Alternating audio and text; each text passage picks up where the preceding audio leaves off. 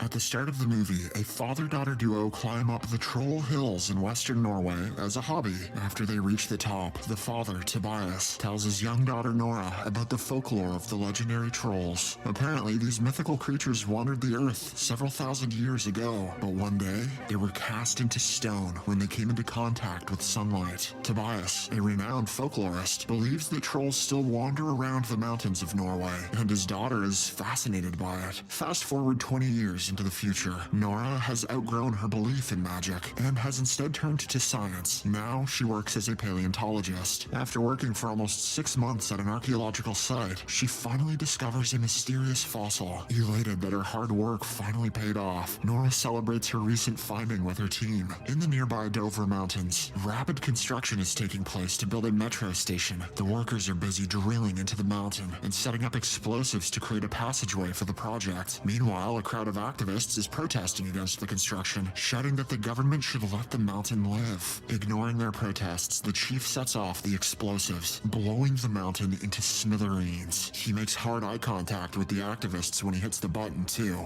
Savage. He and the workers then go inside the Dovre cave to check, but shockingly, they hear a loud roar. Moments after, they feel the ground shake, and an ancient mythical creature rises from the rocky depths of the mountain. Horrified, the workers run for their lives, but the falling mountain debris eventually seals their fate. Shortly after, the news of the incident reaches the Norwegian Armed Forces headquarters in Oslo. The general decides to send an aircraft to get clear images of what really happened at the site. He then gives instructions to alert the Prime Minister. Next, we see the Norwegian Prime Minister and her advisor, Andreas, heading to the military base. On their way, the Minister of Defense updates them on the situation and reveals that over 50 people died in the incident. He then displays some pictures of Ground Zero, and with a closer view, we can see gigantic holes in the ground. Andreas says they look like footprints, but he's not qualified to have an opinion. Meanwhile, Nora is still celebrating with her colleagues on the occasion of her groundbreaking discovery. She begins to give a speech, but suddenly, a military helicopter arrives. Then a soldier comes out and tells Nora that she's been summoned by the Prime Minister in Oslo. Wasting no time, she gets on the chopper and heads towards the military base. After her arrival, she is escorted by Andreas to a room full of government officials. Nora joins them as they discuss the current situation. The officials presume that the destruction was caused by some kind of gas, but Nora says otherwise. After reviewing the footprint image closely, she suspects it could be a prehistoric animal that has risen from the mountains. Andreas says it could be supernatural, but he's not qualified to have an opinion. However, the government officials simply mock Nora, stating that this isn't one of her fossil research cases. They also rule out the possibility of an animal being behind all of this. Just then, Sigrid, a computer genius who also works for the Norwegian Armed Forces, barges in and tells the group that she has managed to retrieve a video from the incident. When she plays it, the officials notice an approximately 150-foot tall figure coming out of the Dovre cave. This finally convinces them that something colossal, probably a monster, has arrived in Norway. Elsewhere, in a remote area called Lesia,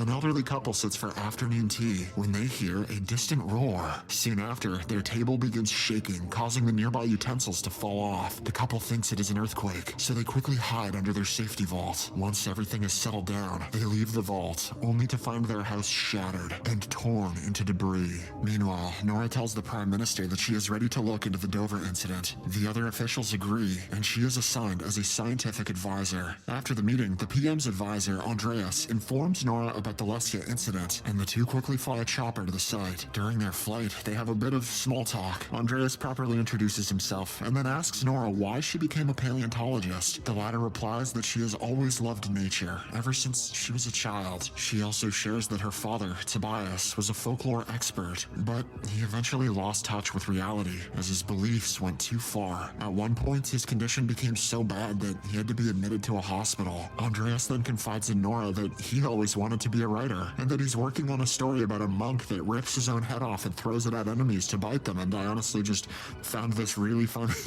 Once Nora and Andreas reach the site, they are taken aback aback by the destruction. Soon, they are greeted by Captain Chris Holm, Special Operations Command. Chris briefs the two about the situation, explaining that the creature continued its track 2 miles south into the mountains. But although they did a sweep of the area, they couldn't find anything. It's almost as if the gigantic creature disappeared into thin air. Following this, the trio interviews the elderly couple, who are still shaken up by the incident. The wife reveals that she did not see anything. However, she did hear a strange howling sound. The sound was terrifying, much like that of King Kong. It was also mournful and sad. Unfortunately, the information is inconclusive, so Nora is left to inspect the surroundings by herself. Suddenly, she smells a strange odor that leads her into one of the giant footprints. Nora then scans the area for any clues, but strangely, there are no biological signs in it. It's almost as if the creature is not a living organism at all. Now, with all evidence leading to a dead end, Nora decides to seek help from her estranged father, who is living in a remote mountain alone. Nora, Captain Chris, and Andreas fly to his place in a chopper. Their first encounter is a bit hostile, but Tobias eventually calms down and takes them inside his house. Surprisingly, even after all these years, he is still researching the mythical creatures known as trolls. After a while, the group shows him the video that Sigrid retrieved earlier. Tobias is taken aback by what he sees, and he starts murmuring,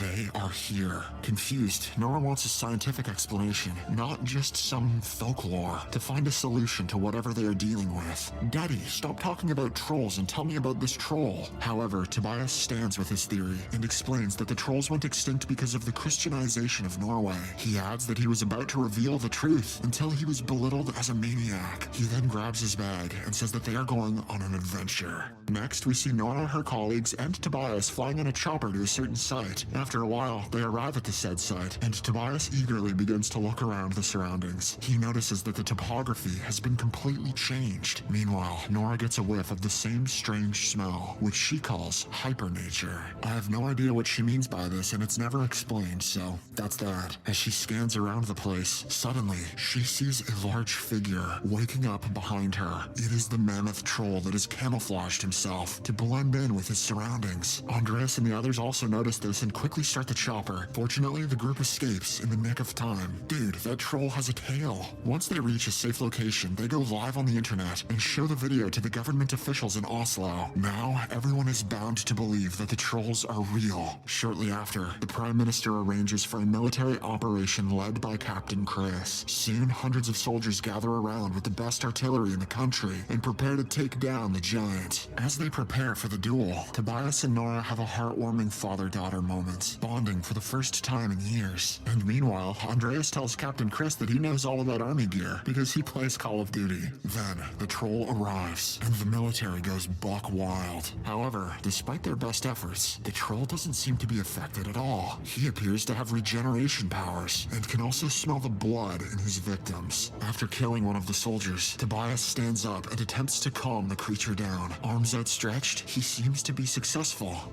Initially. At the same time, another vehicle arrives and pummels the troll with several bullets. As it turns and squashes the people inside, Tobias is inadvertently thwacked with the troll's tail, sending him flying and crashing to the ground. He tries to say something to Nora, but sadly passes away before he can elaborate on his words. That night, a devastated Nora goes through her father's journal, trying to figure out how to stop the troll, or at least understand him better. After hours of reading, she learns that the trolls used to throw boulders at churches, as they hated the sound of bells. Later, she shares the information with the officials, claiming that they have to think out of the box. The Minister of Defense doesn't want to move forward with such a far-fetched, superstitious plan, but since they have no better option, the General and the Prime Minister give her the green light. In the next scene, we see 4 military helicopters, each attached with a large church bell, moving towards the troll. The plan appears to work at first, and the troll becomes visibly weak, but after a while, he gets used to it and destroys most of the choppers. With this, Nora's idea of attacking the monster with church bells fails spectacularly, causing even more massacre and destruction. However, the troll does save a small child from his imminent demise, showcasing once again that the beast appears to feel emotions. To make matters worse, at this point, news outlets from around the world have picked up the story and are broadcasting it. In the aftermath, the Prime Minister gives a speech on TV to try and calm the nation.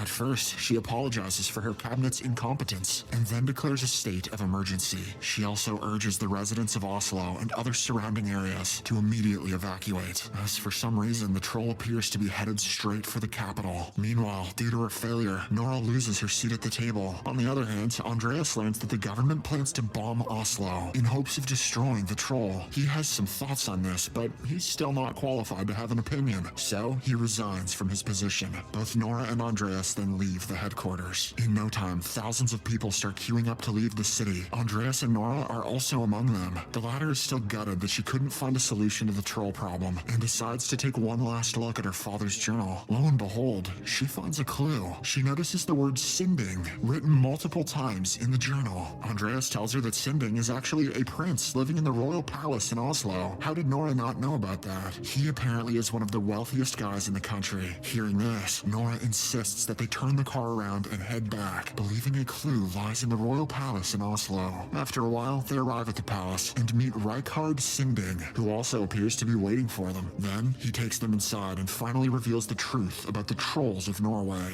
As it turns out, Tobias was right all along. These mythical creatures actually used to walk the country's lands. At the palace, Nora and Andreas are taken deep into the underground tunnels, where Sinding reveals that he and the other officials destroyed Tobias's life in order to protect their secrets. When Nora's dad got too close to the truth, Sinding himself arranged for the old man to be committed to a mental health hospital to protect the secret. And that secret happens to be the skeletal remains of a troll family underground. The royal palace was built on top of the Troll King's cave after the Christians massacred his family and left him for dead inside the mountain. Here, we get to know that the troll which is wreaking havoc around the country is actually the Troll King. This explains why the giant is heading towards Oslo in the first place. He's been trying to return home. Sinding continues to explain that nothing is more important to trolls than family, and during the Christianization of Norway, the Troll King was lured to the Dovre Mountain and imprisoned. Of course, the earlier explosives let him out, and now he's heading back to Oslo to try and reunite with his children. It's actually quite sad. Nora and Andreas are shocked to learn the truth. They are even more terrified when they see the skeletal remains of the troll family. When Nora shines her UV light on the bones, she notices that they sizzle. This is when she realizes that the trolls are indeed sensitive to light and comes up with a plan.